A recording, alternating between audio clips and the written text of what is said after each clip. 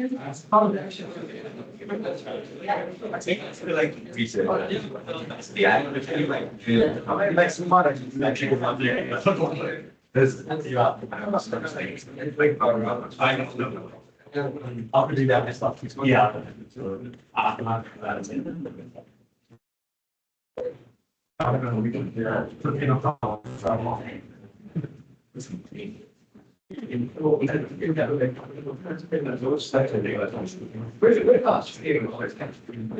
guys, let's get started.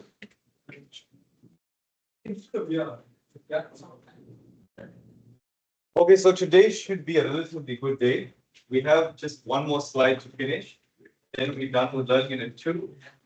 And once we're done with that, this should take maybe 10-15 minutes or so. Once we're done with this, then I'll give you guys an ICE task and we can use the rest of the time to complete that. And if you want to, otherwise you can take it as homework, but probably let's do as much as we can here. In fact, guys, in 2 sessions, you can probably finish that whole task. Okay, so yeah, let's just continue from where we left off. I showed you guys the basics of complex numbers, concept of I, which is how we label the square root of -1, and that's the whole basis of complex numbers. Right, so just a quick recap I'll write on the top here is that a complex number can be written in the form a plus bi, where a and b are both real numbers. And this a part we call the real part, the bi we call the imaginary part. Right? I went over that with you guys. Okay. Perfect. Now I need to introduce the concept of complex conjugate. Right? That's the last thing we need to learn in this learning unit. A complex conjugate is one of the most straightforward things to do, guys. Please just settle down in the back. Okay, so the recording has started, so I need this to be as clear as possible for those who are not here.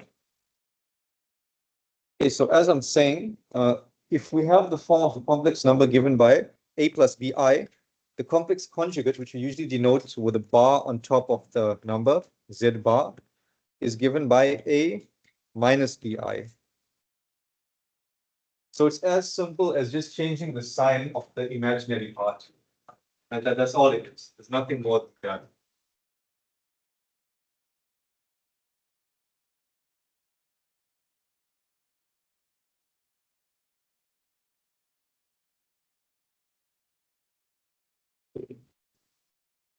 So that's the complex conjugate. Let me just let the label be attached to that, put an arrow there.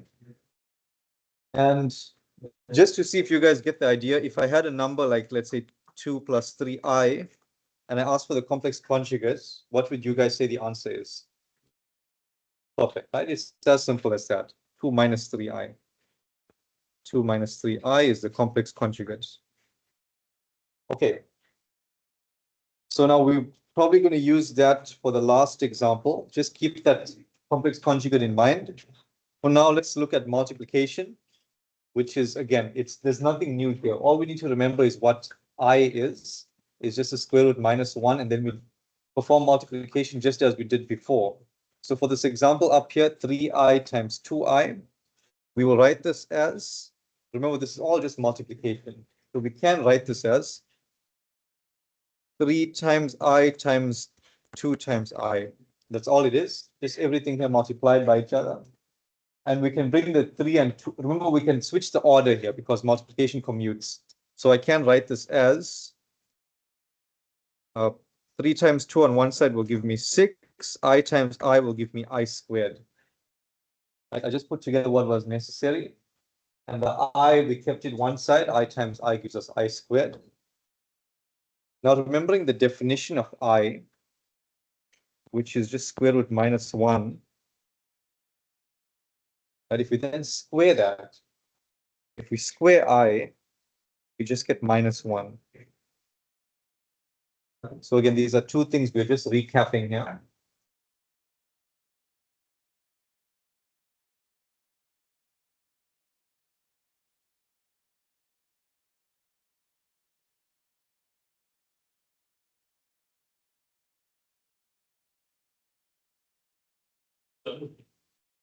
So when we pop our answer, must we change r squared to -1. Yes, we must do that. I'm just waiting for everyone to finish writing before I do that. But no, good. I'm glad when you guys are ahead of me.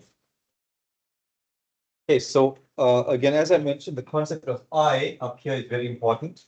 Knowing what I is, we can work out what I squared is, right? To square that, you just remove the square root sign and you end up with -1. So to complete our answer, we will rewrite this as 6 times -1 or just -6. That's the final answer there.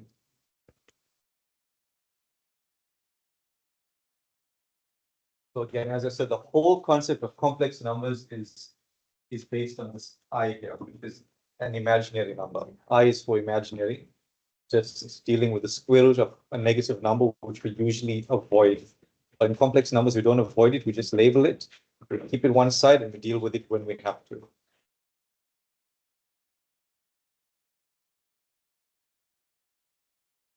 Okay, so somehow the place is a bit less today. Let me zoom in a little bit, and let's do the second example at the bottom, which is a multiplication example. So again, as I said, we do this exactly the same way as we do normal multiplication. We have here a difference, we have here a sum and multiplication in between, which means we have to use FOIL to open these brackets up. All right, so just as before, let's see what happens if I use FOIL to open this bracket up. I will write this as, okay, I'm just going to do this in one go, 2i plus 2i times 3i minus 1 minus 3i. Right, that's just FOIL.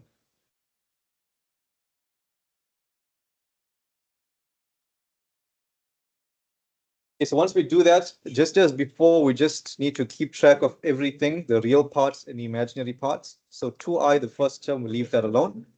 The middle term we can rewrite as 6i squared. Then we have a -1 minus 3i. Okay, and we know 6i squared is going to just become -6. We've just seen that. So let me rewrite that. 2i minus 6 minus 1 minus 3i. Okay, now we're getting somewhere. Now we can just put together the real parts and the imaginary parts and get a final answer. So on this side, I will say -6 minus 1 gives me -7.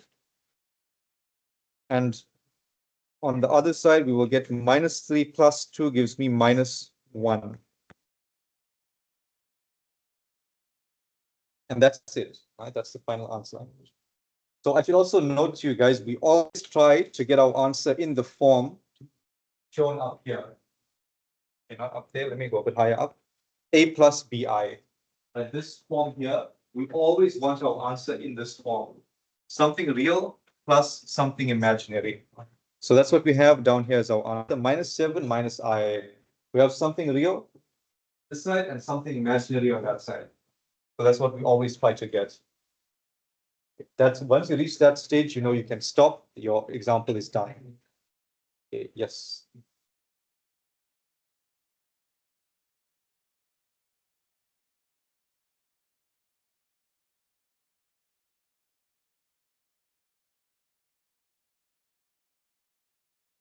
Okay, so that's a good point. It's because if you have an I by itself, you could write it as -1, but then you can't do anything with it. But if you have an I squared, you can simplify it. Yeah, so I squared, we do that. For I, we just leave it alone. That's a good question. Okay, guys, any questions on multiplication? Since this is a new area, I suggest you guys to try a few examples, and I will give you some to try out just now. Some more examples. For now, at least we have one of each thing for concepts to go back to if we need to check how to do these things. Okay, now division is where a little bit of trouble comes in, so we have to be careful here. This is the last 3 examples before we're done with the learning unit. So everyone just bear with me. What? Yeah, learning unit 2 will be done. Okay.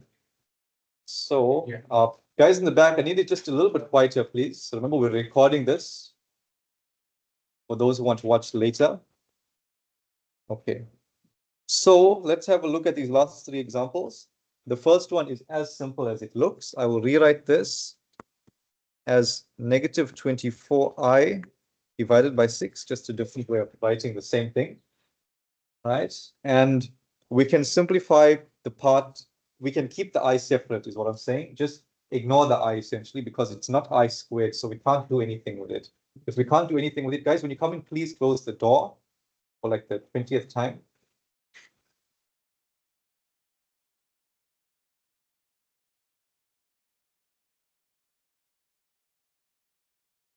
Lost my train of thought now. What was it saying?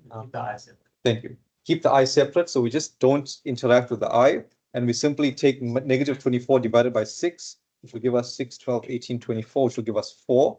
So negative 4i, right? Simple as that. We just leave the I alone.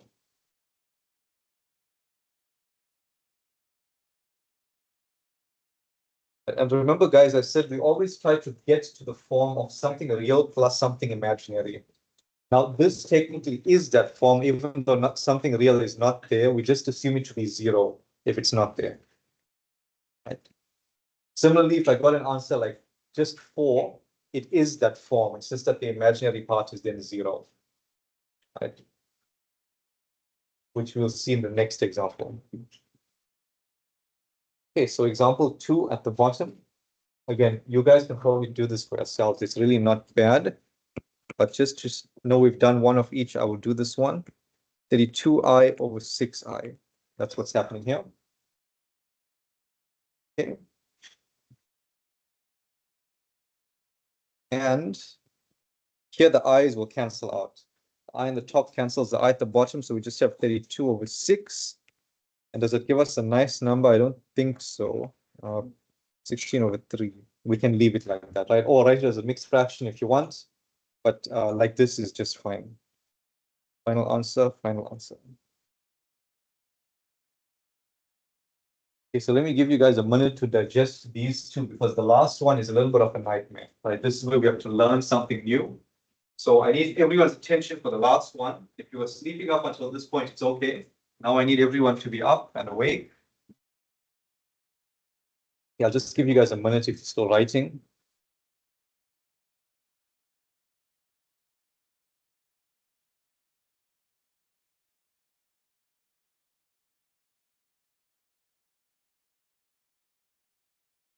In the meantime, anyone who's done writing, can you please check for me if you have access to ICE Task 2, which I posted online a few minutes ago.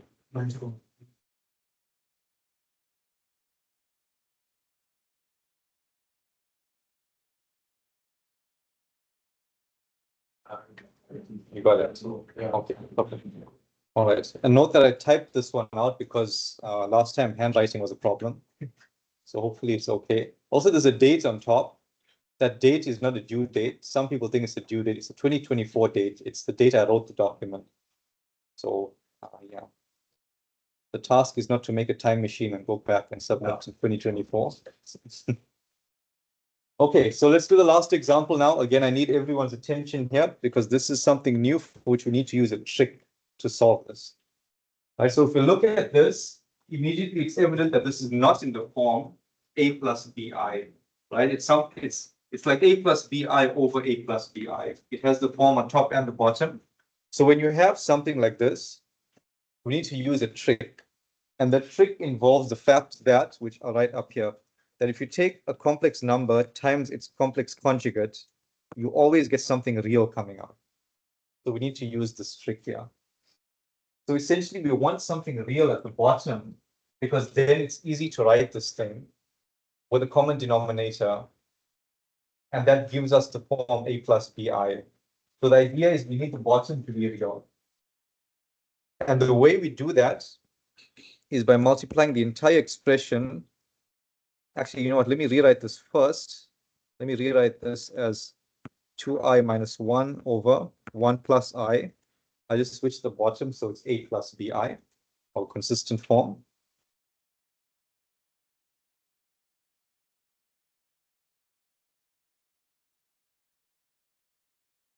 So once we have this, we want the bottom to be real. So that means we need to multiply the bottom by its complex conjugate, which is 1 minus I. that needs to happen. But if we do this, we have to do the same at the top as well, so that we don't technically change anything. So multiply the top and bottom by the same thing, it's like 1. It's like we do nothing. So this is legal, we can do that.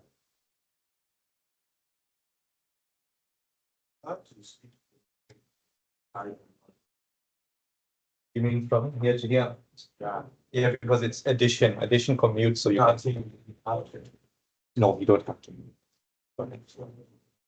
So I can say I minus 1. I do that.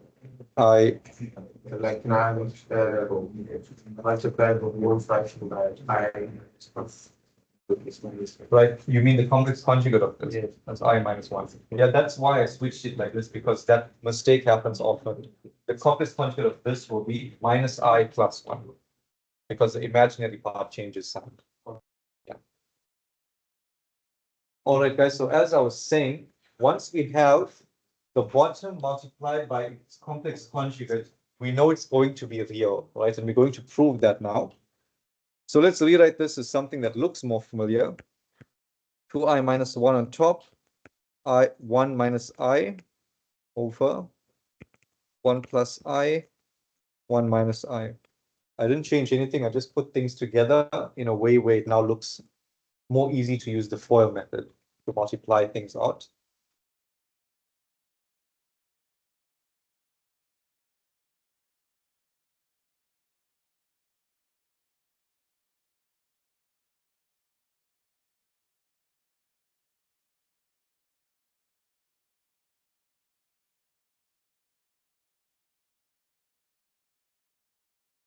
Okay, and from here, I'm going to just simply use the FOIL method to simplify the top, and then the FOIL method again to simplify the bottom, and let's see what we end up with.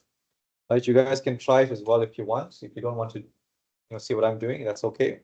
Everyone knows how to FOIL out, so let's see what happens here. This will get 2i on top minus 2i squared minus 1 plus I over 1 minus I plus I minus I squared.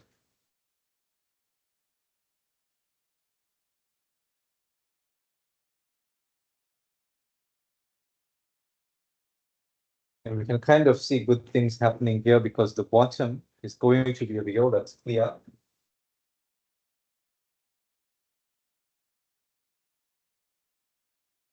Second two. Yeah. Because using FOIL, the first term comes from that times that. Second term comes from that times that. Oh, so there's another 2.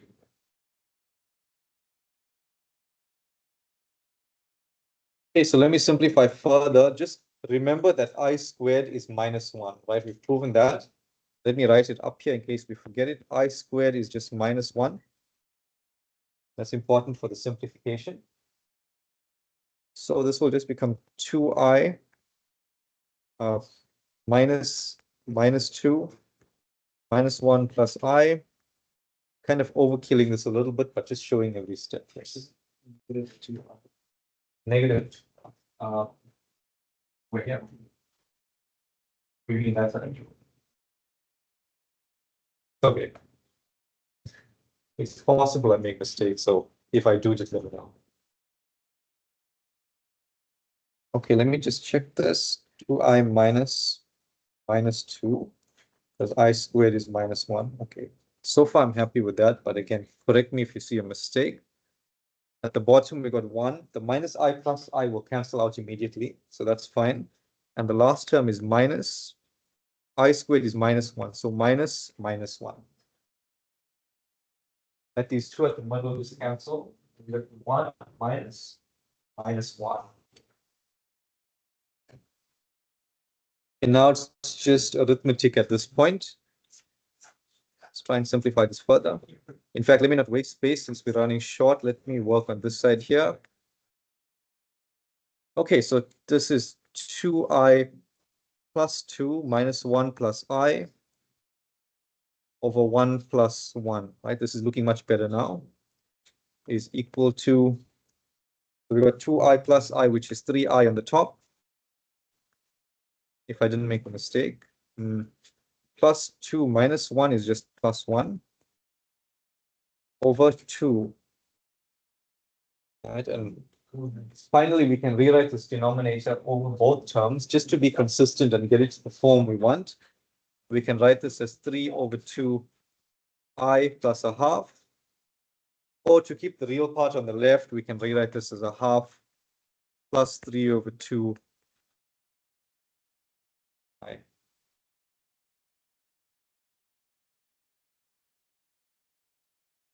Okay, so guys, I'm going to leave this up for a moment. Go through it and check if you understand everything. If not, please ask me, because this is new stuff. Or if you want me to come to you to help, you can put your hand up and I'll do that. Yes. Like this. You can leave it like this, but then maybe it's better to write it one plus I. Yeah, that's perfect.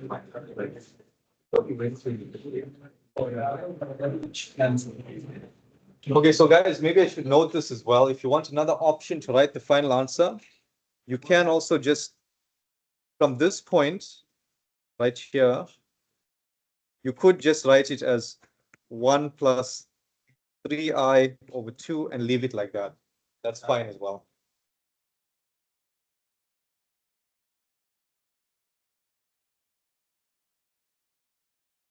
You want me to come there?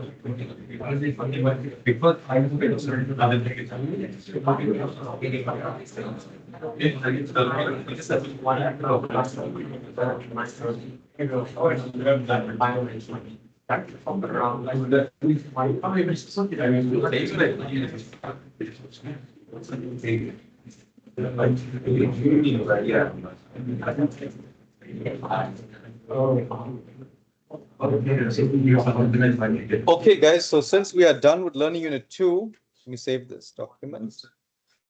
Done with learning unit 2, what we should do now is go to ICE task 2, which is an arc, and we'll spend the rest of the time doing that ICE task. Again, I'm not going to disturb you guys, but I'm here if you need help.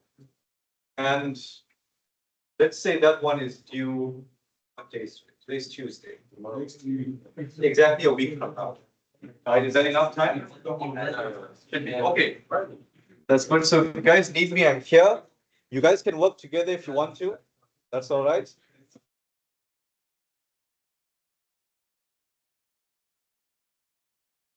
I really don't know how many people are listening.